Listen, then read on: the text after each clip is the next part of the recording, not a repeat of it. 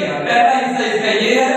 दूसरा हिस्सा है ताकि हम गुनाहों के एतबार से मरकर रास्तबाजी के एतबार से जिए।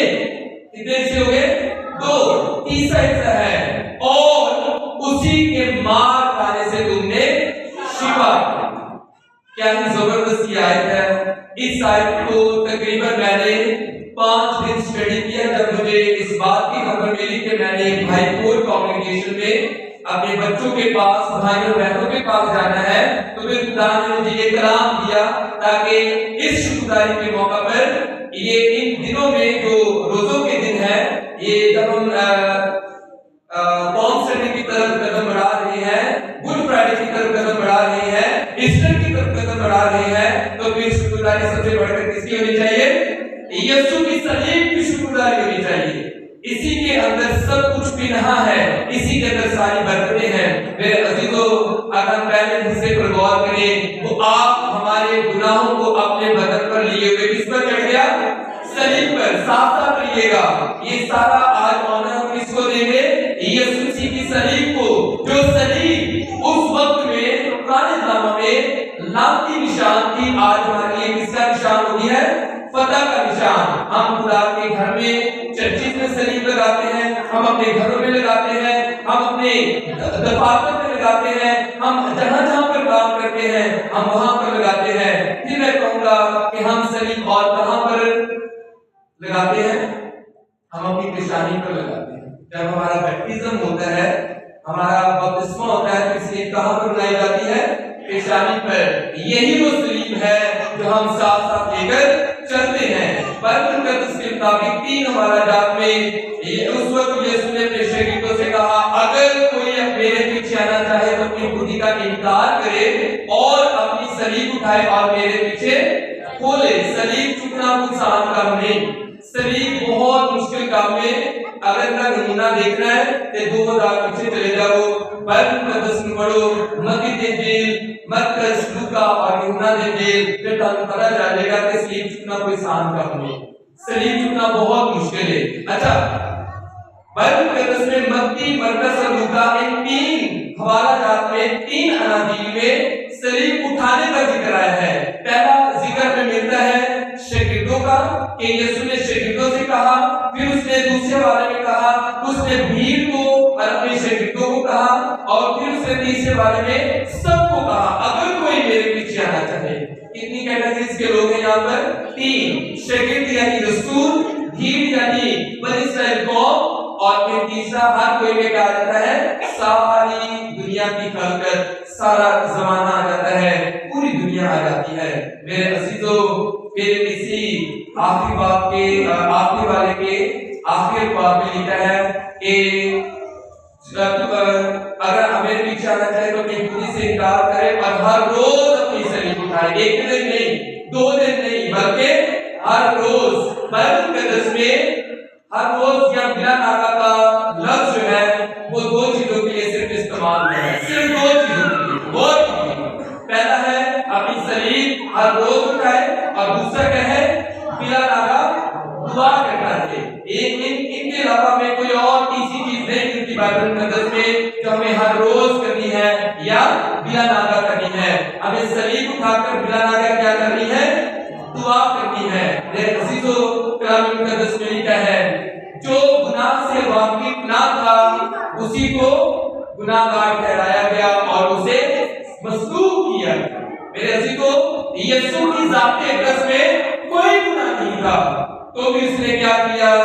सुन लीजिए, बाइबल मुकद्दस में मैं चाहूंगा कि मैं कोई लफ्ज मिस ना कर दूं, मैं कोई लफ्ज भूल ना जाऊं, इसलिए मैं यीशु की ज़ाती अक़दस के मतलब जो हवाला पढ़ूंगा, जो पढ़कर आपको सुनाऊंगा, वो है इब्रानियों 5 के बाब की 7वीं आयत से। अब सुनिएगा जरा, यीशु मसीह ने हमारे लिए क्या क्या किया, यीशु मसीह हमारे लिए आज क्या क्या करता है और हम उसके लिए क्या करते हैं। लिखा है, उसने अपनी बशरियत के दिनों में जोर जोर से पुकार कर और आंसू बहा बहा कर उससे दुआएं और इल्तिजाएं की, जो उसको मौत से बचा सकता था, और खुदा मसीह के सबब से उसकी सुनी गई और बावजूद बेटा होने के उसने दुख उठा कर फरमाबरदारी सीखी और काबिल बनकर अपने सब फरमाबरदारों के लिए अब्दी निजात का बाइस हुआ। इन बातों को आपने घर जाकर जरूर पढ़ना है। इब्रानियों 5वें बाब की 6वीं 7वीं 8वीं और 9वीं आयत मैंने आपके सामने पढ़ी है। जब आप इसके एक लफ्ज पर गौर करेंगे मेरे अजीजों, आपको समझ आ जाएगी कि यीशु ने आंसू बहा कर वो आज भी अपने पाप रूह के वसीला से जब हम गुनाह करते हैं, जब हम गुनाहगार बन जाते हैं, तब भी वो आज अपने पाप रूह के वसीला से आहें भर कर हमारे लिए क्या करता है? शिफायत करता है। हम गुनाहगार हैं, बातों बातों में गुनाह कर जाते हैं, खुदा को गुनाह से नफरत है, गुनाहगार से नहीं। मेरे अजीजों, दाऊद बादशाह के उस बात को कभी ना भूलिएगा। आप हर रोज इकरार किया करें। अगर मैं खुदा का खादिम होकर मैं हर रोज इकरार कर सकता हूं तो हम पर ये लाजिम है कि हम हर रोज इकरार करें।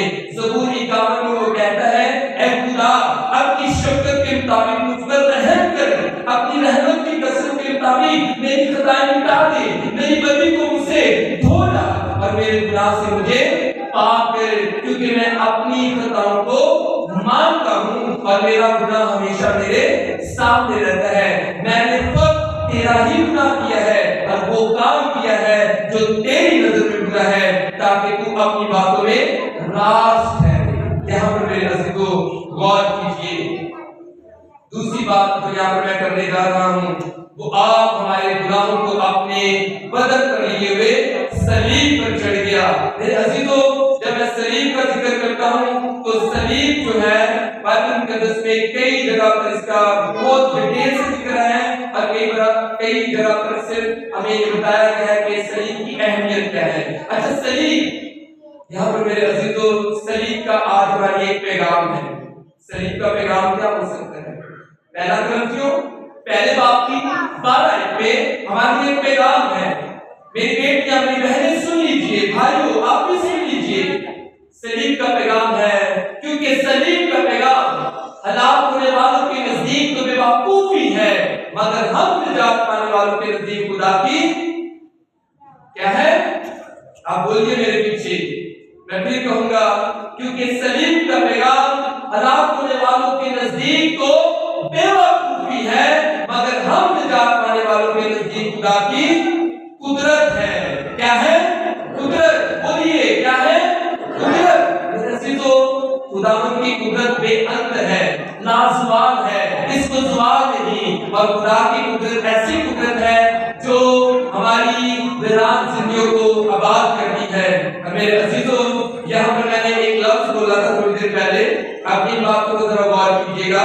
मैंने लफ्ज बोला था हमें सलीब कैसे उठानी है? कैसे उठानी है? दुआ करके। यहाँ से आवाज सही आ रही है। कैसे उठानी है? हर रोज अपनी सलीब उठानी है। सुन लीजिए, हर रोज सलीब उठाने का मतलब क्या है? यीशु मसीह ने सदा उठाई ताकि हम मुआफ किए जाएं। यीशु ने मार खाई ताकि हम शिफा पाए। यीशु हमारी खताओं के बायस खताकार ठहरा ताकि हम उसमें होकर खुदा की रास्तबाजी बन जाएं। यीशु हमारी मौत मरा ताकि हम उसकी जिंदगी पाए। यीशु ने हमारी शर्मिंदगी उठाई ताकि हम उसमें जलाल पाए। यीशु को रद्द किया गया ताकि हम खुदा के नेक वालिद फर्जंद बनने का हक हासिल करें और यीशु नाती बना ताकि हम बाबरकत ठहरे। मेरे अजीजों, ये है वो बातें। सलीब हर रोज सलीब उठाने का ये मतलब है कि हमें जो कुछ हमें करना चाहिए था, जो कुछ हमें सहना चाहिए था, वो किसने सहा? यीशु ने। जब इंसान गुनाह करता है तो गुनाह की सजा क्या है? मौत। लेकिन ये जिम्मेदारी किसने उठाई? यीशु ने। वो हमारी खातिर गुलामी बना, उसने हमारी सजा अपने ऊपर ले ली, उसने हमारी खताओं को अपने ऊपर ले लिया और लिखा है कि उसी के मार खाने से तुमने शिफा पाई है। मेरे अजीजों, आज की आयत में मैंने आपको पहले ही कहा इस आयत के 3 बड़े हिस्से हैं। पहला हिस्सा मैंने बयान किया और मेरे अजीजों, जब मैं गुनाह की बात करता हूं कि उससे वो आप हमारे गुनाहों को अपने बदन पर लिए हुए सलीब पर चढ़ गया। मेरे अजीजों, जब मैं गुनाह की बात करता हूं तो गुनाह क्या है? गुनाह जुदाई का दूसरा नाम है। जब हम गुनाह करते हैं तो हमारे और खुदा के दरमियान क्या हो जाती है? जुदाई आ जाती है। गुनाह इंसान को बरहना कर देता है, गुनाह इंसान की शख्सियत को दागदार कर देता है, गुनाह इंसान की असलियत को खत्म कर देता है, गुनाह इंसान की रूह को कमजोर कर देता है, गुनाह इंसान को खुदा से दूर कर देता है और गुनाह हमें चकना चूर कर देता है। ये है गुनाह, हमें किसी लायक नहीं छोड़ता। हर वो काम जो खुदा की मर्जी के खिलाफ है वो क्या है? गुनाह है। तो भी रहमबानी गुनाह से बचिए। गुनाह, मैंने आज से तकरीबन 2 साल पहले मुझे अच्छी तरह याद है, मैंने इसी जगह पर एक बात बयान की थी। गुनाह ऐसा जहर है, क्योंकि जहर चम्मच में हो या गिलास में, दोनों सूखों में नुकसान पहुंचाता है। इसी तरह गुनाह जहर की तरह है। गुनाह छोटा है या बड़ा है, दोनों सूखों में भी क्या कर देता है? हमें खत्म कर देता है। मेरे अजीजों, उसने हमारे गुनाहों के लिए अपना बदन पेश किया, हालांकि वो हमारी खताओं के सबब से गायब किया गया और हमारी बदकिरदारी के बायस कुचला गया। हमारी ही सलामती की उस पर सियासत हुई ताकि उसके मार खाने से हम शिफा पाए। वो जुल्म करके और फतवा लगाकर उसे ले गए, वो सलीब पर मर गया ताकि हम जिंदा रहें। उसने हमारे लिए अपना बदन कुर्बान कर दिया। मेरे अजीज भाइयों, आज जब हम उसके सबब से जिंदा रहे तो पौलुस इस बात की तस्दीक करता है, अब मैं जिंदा ना रहा बल्कि मसीह मुझ में जिंदा है। लेकिन ये बात मैं चले दावे के साथ नहीं कह सकता, लेकिन थोड़ा सा मुझे इस बात पर यकीन है, अगर तो आप इस बात को समझने की कोशिश करेंगे। अब मैं जिंदा ना रहा बल्कि मसीह मुझ में, सिर्फ चर्च की हाल तक आपके अंदर जिंदा ना रहे, चर्च से बाहर जाए फिर आपको पता चलेगा। वो पंजाबी जी कहते हैं किलो चिकनिया बात गया फिर पता चलेगा। ये तो तब पता चलेगा जब आप बड़े पलुस्तुल की तरह करके कह रहे हैं, अब मैं जिंदा ना रहा बल्कि मसीह मुझ में जिंदा है। ये तो पता चलेगा जब हम अपने कारोबार पर जाएंगे, ये तब पता चलेगा जब हम अपने रिश्तेदारों में जाएंगे, ये तब पता चलेगा जब हम अपने घर में जाएंगे। मेरे अजीजों, पलुसी कहता है गुनाह से बचे रहो, गुनाह से बचे रहो, क्योंकि गुनाह हमें दागदार कर देता है। आज हमें गुनाहों से मुंह मोड़ना है, आज हमें गुनाहों पर गालिब आना है, आज हमें गुनाह को शिकस्त देनी है, उसको हराना है। आज हमें यूसुफ का किरदार अदा करना है, क्योंकि यूसुफ ये कहा था, ये हो नहीं सकता मैं खुदा के खिलाफ गुनाह करूं। आज मेरे नौजवान भाई यहाँ पे बैठे हैं, मेरी बहनें भी बैठी हैं, बेटियां भी बैठी हैं। जब इंसान नौजवान होता है तो फिर गुनाह पर गालिब आना बहुत मुश्किल है। गुनाह पर गालिब आना इस कदर मुश्किल है कि जिस तरह किसी चोटी को सर करना होता है, क्योंकि किसी क्या ही अच्छे पढ़े लिखे बंदे ने एक कोटेशन मुझे भेजी थी, और वो कोटेशन क्या थी कि नेकी करना ऐसे लगता है जैसे कदम ब कदम पहाड़ की चोटी को सर करना। हर कदम पर क्या है? मुसीबतें हैं, हर कदम पर क्या है? हलाकत हो सकती है। नेकी करना हमें कैसे लगता है? जैसे पहाड़ पर चढ़ना है, और गुनाह करना ऐसे लगता है कि जैसे पहाड़ से पहला कदम बढ़ाया और फटाफट नीचे जमीन की तरफ चल पड़े। ये है गुनाह।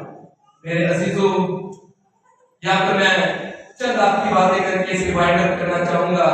आज हमें यूसुफ का किरदार अदा करना है। आज हमें नूह जैसी फरमाबरदारी, अब्राहम जैसा ईमान, याकूब जैसी बरकत, मूसा जैसी जुर्रत, शमसून जैसी ताकत, दाऊद जैसी फाज़िल रूह, और हमें दाऊद जैसा जंगजू बनना है। क्या आप जंगजू बन सकते हैं? यस आई कैन, मैं कर सकता हूं, मैं कर सकती हूं। आपको जंगजू बनना पड़ेगा, क्योंकि फतह के लिए जंग करना पड़ती है और ताज पाने के लिए फतहयाब होना पड़ता है। इसको समझने की कोशिश करें। आज हमारी खुशी किसके साथ है? अपने साथ और आसमानी रूहानी फौजों के साथ जो आसमानी मुकामों में है, क्योंकि इसके के खत में लिखा है कि हमें अबलीस का मुकाबला करना है। इसलिए लिखा है अबलीस का मुकाबला करो तो वो तुमसे भाग जाएगा। करीब बिठाया ने कोशिश की थी, नहीं की थी। असी के आप मैं अभी बात क्या नहीं करूंगा। थोड़ी देर पहले भाई शरीफ मेरे साथ एक बात दोहराऊंगा नहीं, कई बार तो हम अपनी इसको खुद दावत देते हैं कि वो हमारे पास आए, तो हम इतने बड़ी दूर नहीं करते। मेरे अजीजों, मैंने क्या कहा, आज अगर गुनाहों पर गालिब आना चाहते हैं तो हथियारों का इस्तेमाल कीजिए, अच्छे जंगजू बनिए, रूह के साथ हथियारों को अपने साथ साथ रखिए, रोज दुआ किया करें।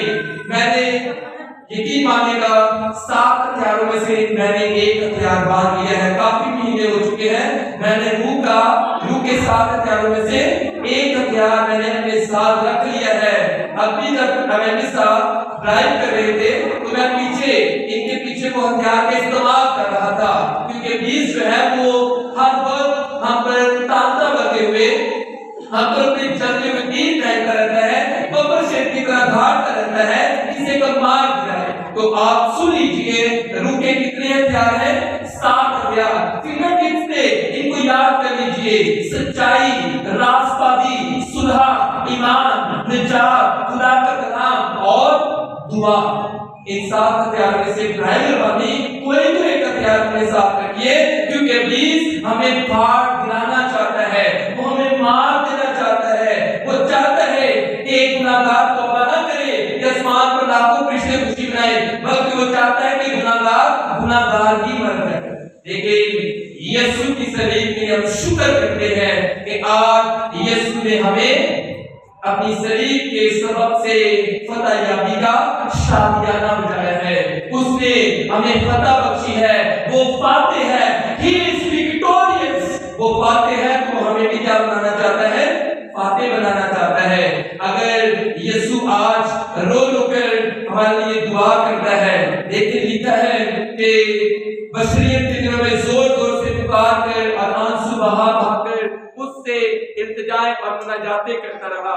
मेरे अजीज बहन और भाइयों, आज यीशु चाहता है कि हम इब्लीस पर गालिब आए। यीशु चाहता है कि हम इब्लीस को शर्मिंदा करें।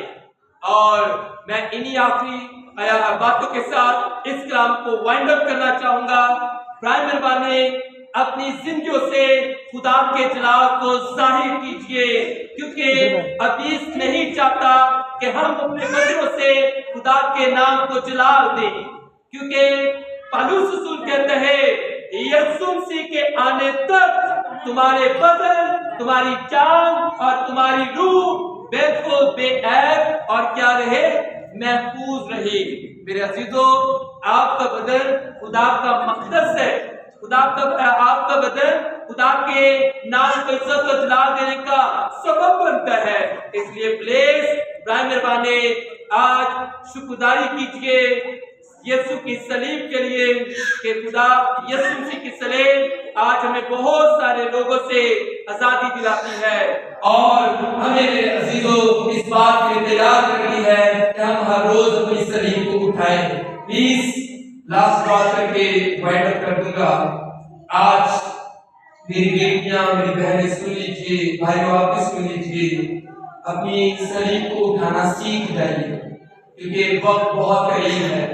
आने वाले वक्त में मेरा हर मैसेज, मेरा हर पैगाम यीशु मसीह की आमद-ए-सानी पर होगा।